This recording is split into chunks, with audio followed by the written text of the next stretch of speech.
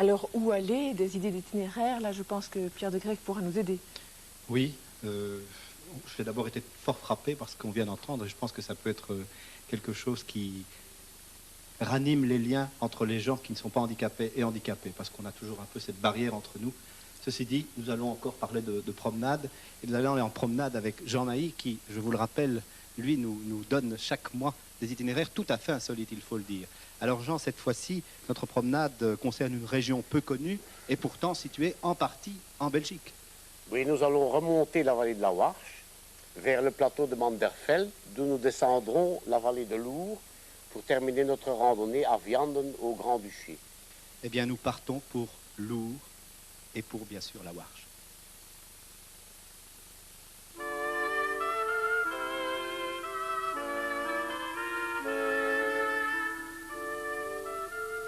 Nous sommes sur la petite place de Stavelot qui sera le point de départ. Oui, c'est le point de départ. En réalité, ce n'est pas dans notre itinéraire, mais c'est le point de départ. Et surtout que les premiers villages que nous allons aborder appartenaient jadis à l'ancienne principauté de Stavelot-Malmedy. Ce n'est plus vraiment le paysage ardennais ici, Jean. Non. Il varie insensiblement. D'ailleurs, vous pouvez remarquer, même les habitations ont changé. Ici, qu'est-ce qu'il y a comme type d'habitation? Quelques habitations en colombage, et puis alors souvent des habitations recouvertes de pisé.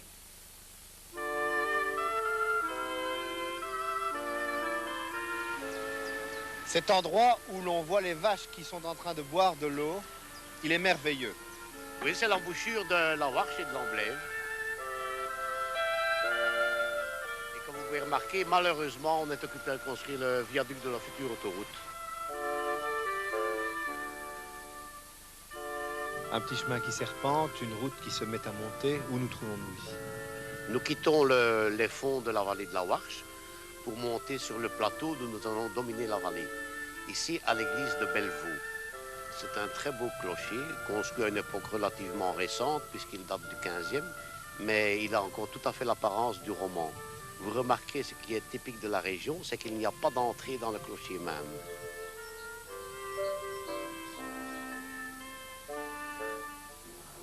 Eh bien, la promenade se poursuit. Elle devrait être belle et pourtant elle est un peu troublée. Oui. Nous sommes ici au pont de Warche, où se trouve une papeterie. Qu'est-ce que vous en pensez, ce qu'on a devant les yeux? On pense beaucoup, mais on dit peu.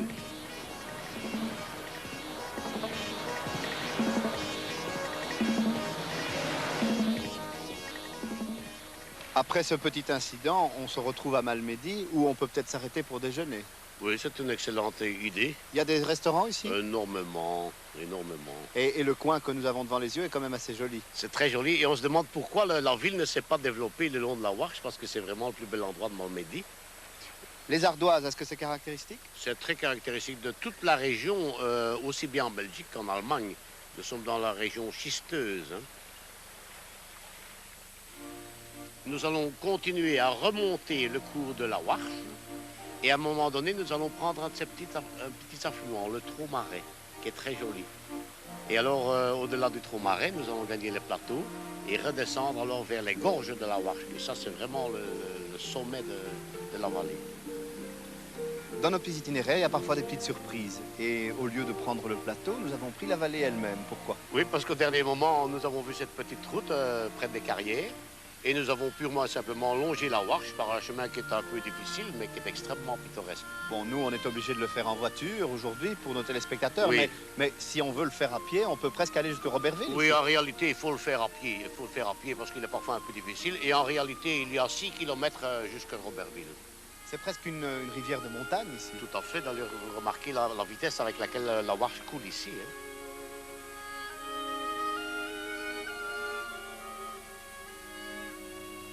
Nous sommes ici entre le barrage de Butgenbach, vers lequel on se dirige, et celui de Robertville qui est derrière nous, au lieu dit Pont de Champagne, du nom d'un petit hameau.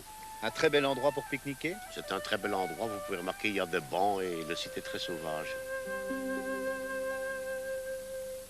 Et nous montons maintenant vers l'église de Weyers, tout en pierre.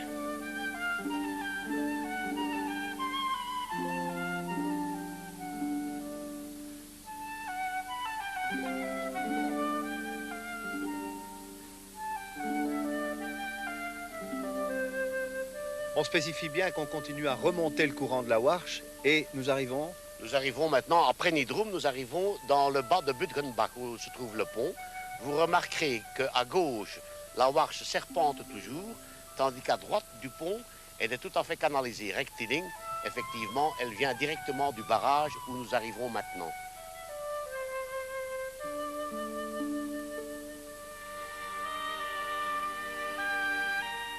Vers la droite, l'église de Budgenbach, en style roman, d'influence rhénane, avec son clocher rhomboïdal et ses fenêtres géminées.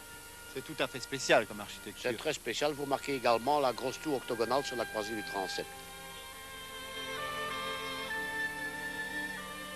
Vous savez, Jean, ce qui me frappe le plus ici, c'est quand même qu'il n'y a pas de caravane, il n'y a pas de camping. C'est encore un paysage tout à fait vierge. Oui, tout à fait sauvage. C'est un endroit idyllique ici. Nous sommes à la fin du barrage.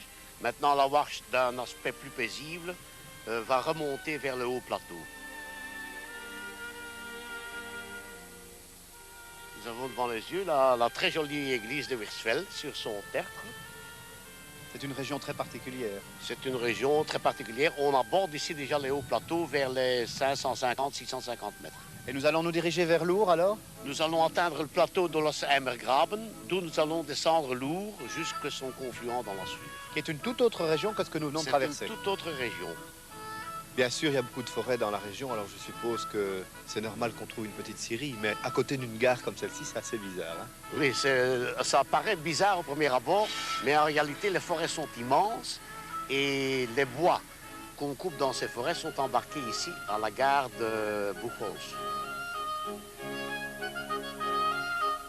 En réalité, Jean, Lourdes prend sa source sur le plateau. Sur le plateau même, à quelques centaines de mètres d'ailleurs des sources de la Warche.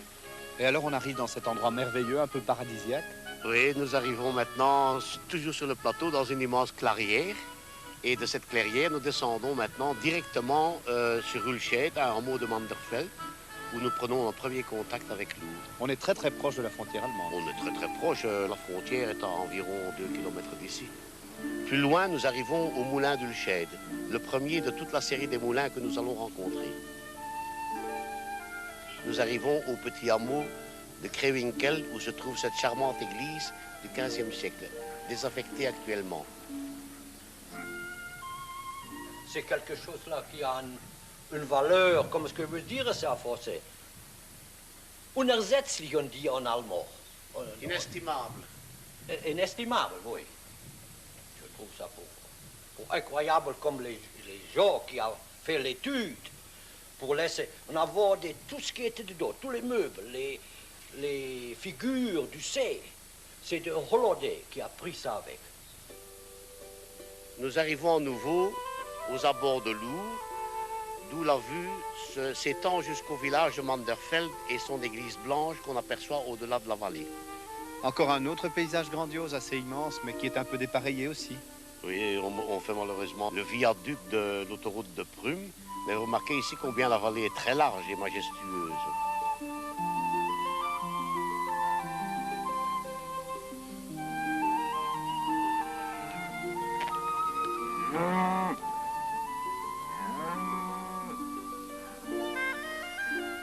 Burggröland, qu'est-ce qu'on peut y trouver? Oh, Burggröland, c'est tout un poème. À Burggröland, vous avez pour commencer le château fort, qui est très ancien, sur un éperon rocheux qui domine le bourg. Alors vous avez cette curieuse église, et alors beaucoup d'anciennes maisons très caractéristiques.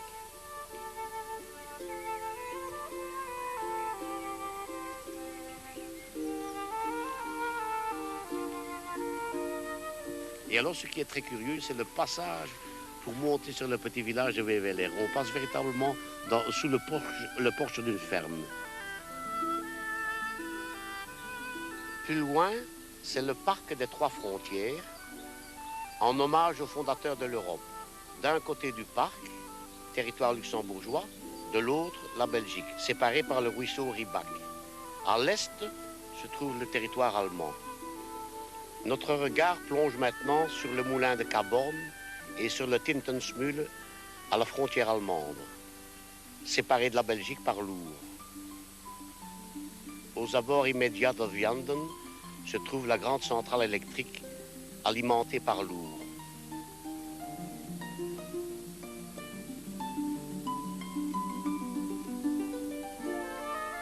La petite ville de Vianden sera le terminus de la randonnée.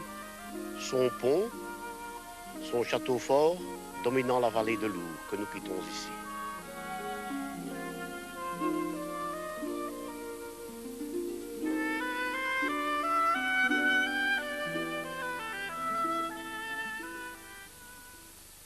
Bon, Jean, on peut dire, je pense, qu'il y a deux orientations spécifiques à cette promenade. Une partie qu'on peut faire à pied et l'autre qu'on peut faire en voiture. C'est exact. Surtout la vallée de la Warche est à faire à pied. Tandis que la vallée de l'Our, au vaste panorama, est peut-être faite en voiture. Maintenant, encore une fois, c'est une région qui n'est pas facile à découvrir. Alors, il y a tout de même quelques petits panneaux Ourtal. Là, Heureusement, depuis un petit temps, la Fédération touristique de la province de Liège vient de panoniser, si je peux utiliser ce mot, la route en jalonnant du panneau hexagonal avec la route Ourtal. Bien. Au niveau restauration, puisqu'on en parle, Oh, c'est à l'infini. Là, il n'y a aucun problème. J'ai des pages et des pages d'hôtels et de restaurants qu'on aura d'ailleurs dans le syllabus que j'enverrai à ceux qui en feront la demande.